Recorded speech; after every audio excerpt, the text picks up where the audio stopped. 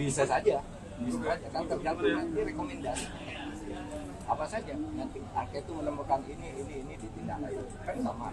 Cawapres nomor urut 3 Mahfud MD kembali berkomentar mengenai hak angket usulan Ganjar Pranowo. Mahfud mengatakan, jika hak angket DPR digulirkan maka bisa berujung pada pemaksulan Presiden Jokowi. Menurut Mahfud, peluang itu terbuka tergantung pada temuan penyelidikan DPR RI. Pernyataan itu disampaikan Mahfud MD di Jakarta pada Senin 26 Februari. Mahfud mengatakan hak angket bisa menjadi masalah bagi Jokowi meskipun sudah selesai menjabat sebagai presiden. Terkait dengan hak angket sendiri kan waktu pengumuman untuk pemilu ini kan agak mepet juga dengan angket yang prosesnya akan panjang. Kira-kira itu menurut Mahfud akan sia-sia atau Hak angket dan gugatan hukum itu berjalan paralel, tapi akibatnya berbeda. Hak angket itu apapun hasilnya, kapanpun diputuskan itu tidak akan berkonflik pada pemilu.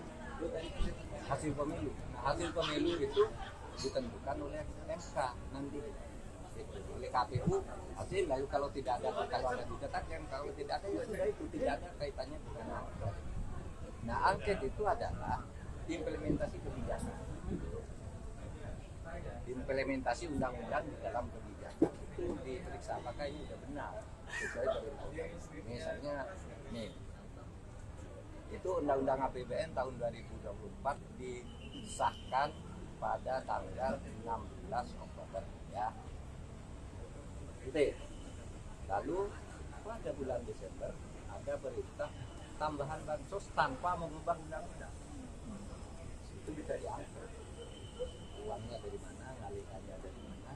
Ada lagi istilah bansos hibah. Bansos hibah itu dari siapa? Itu harus dicatat kalau negara yang membagikan.